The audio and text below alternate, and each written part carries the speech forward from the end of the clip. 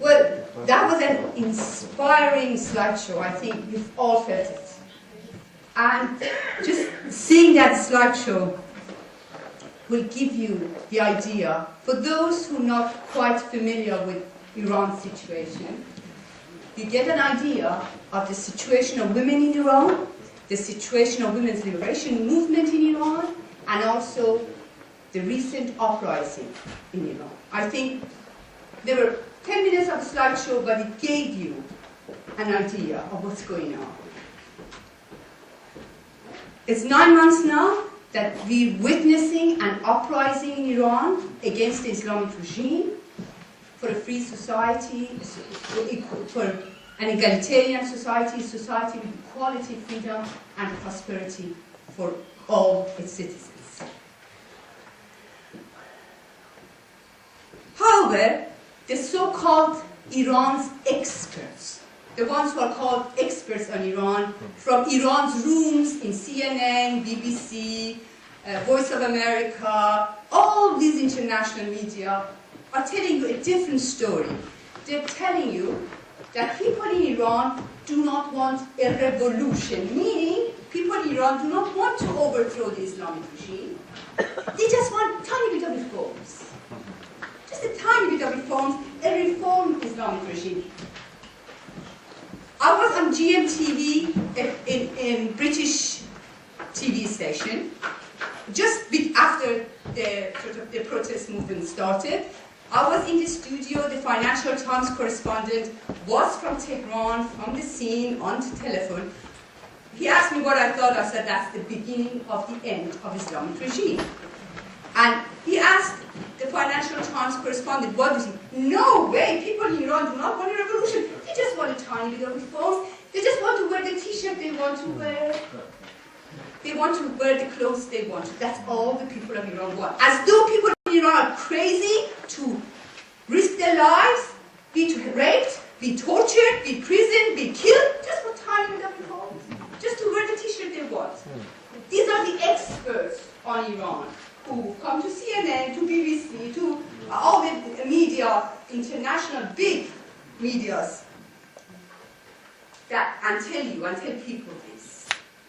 And here I'd like to tell these experts what Nelson Mandela told a comrade, a prison mate from the time of apartheid in South Africa,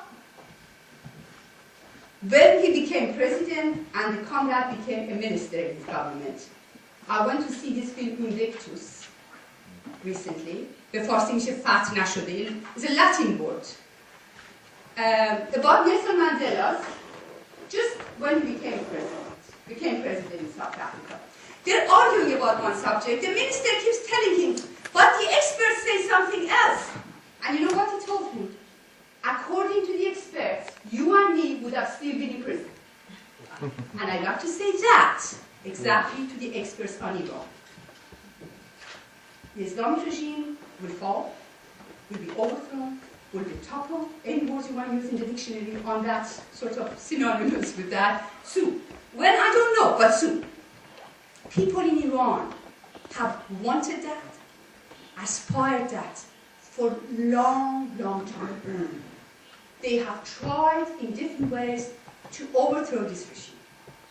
People of Iran want freedom, equality, and a society that provides prosperity for all. A secular state. This is what people of Iran want. They do not want just a tiny bit of reforms. They do not want Mousavi. They don't kill themselves for Mousavi, who under his reign, around 100,000 people were executed in the prisons of Islamic regime. They don't want him.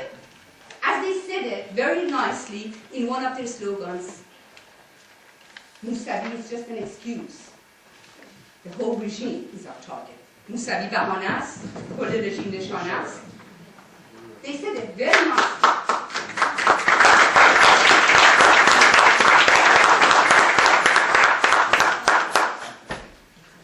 In this uprising, especially we see the role, the status and position of women and women's liberation movement. Why do I say both of them together and not just women?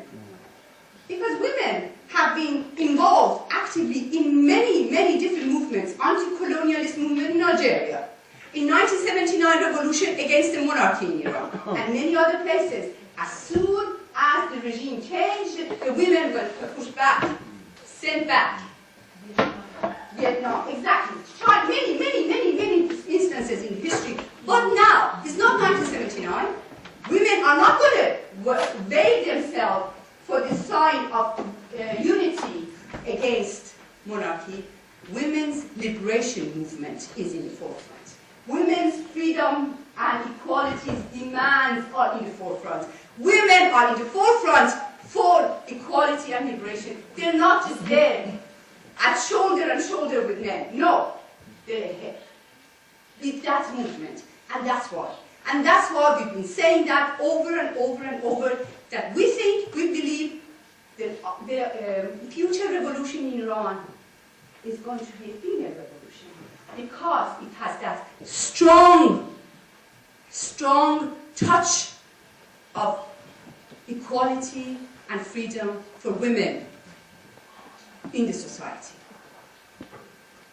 And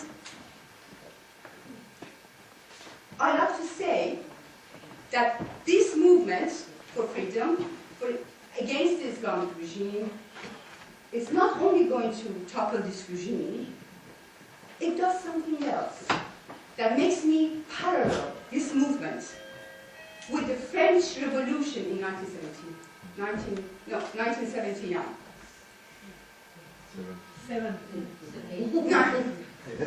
No, sorry, yes. Whatever. This movement will bring with it, will do to Islam what the French Revolution did to Christianity and church in France. It's going to be a big blow to Islam.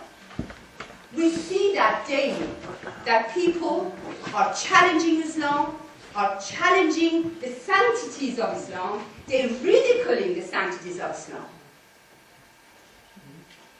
Islam believes in gender apartheid. That means women and men have to be separate. Like if we had an Islamic conference, women would be sitting there, maybe behind, and men would sit here, just like when they get on the buses, there's apartheid. So, of course, when there is this collective sort of prayer, the Friday prayers, which is very common in Iran, definitely women and men have to be separated. And not only separated, women in their solitude have to be veiled. I don't know why. Is the God man? He gets all turned on, then he sees a woman prays. I don't know why when she's in solitude and prays, she still has to be veiled from top to bottom. But anyway, even in Iran, they broke that sanctity. There was one prayer, Friday prayer, in Tehran that Rafsanjani was being the sermon. It doesn't matter. People did not go there to support Rafsanjani. They just made a counter demonstration just any other days, like Ashura, like Tasua, like the day of the occupation of American embassy, and Quds Day, all of these sanctities for Islamic regime. The people created counter demonstrations against the regime and against those ideological, political, and religious sanctities of the regime. Even that day, we saw men and women, they prayed together. They sat together. Girls with sort of nail polish. You're not supposed to have nail polish when you pray. God doesn't like it. So they had nail polish, they had makeup, they just had a small veil, they sat together and prayed. They even broke that sanctity. They even ridiculed the most important sanctity of a Friday prayer. They burned Quran in Ashura, the day that's supposed to be very, very important for Muslims. And all this shows that what a great blow this movement is, not only against Islamic regime, which is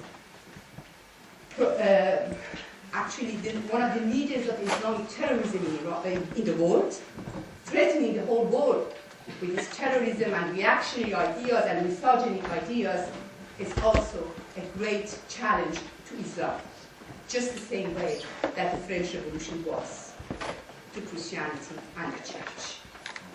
I believe also the future of this movement in Iran, when it brings down the Islamic regime, is not only going to be a better future, a sort of a window to freedom and equality for people in Iran and women in Iran.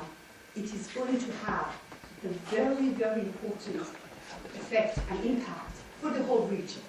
I believe the female revolution in Iran is going to open windows to freedom, to equality, to secularism in the whole region. The region that's burning on Islam, that's been suffocating on Islam, is being oppressed by the dictatorial regime, by the two poles of terrorism and Islam, as an institution, as a religion, as an ideology, and Islamism.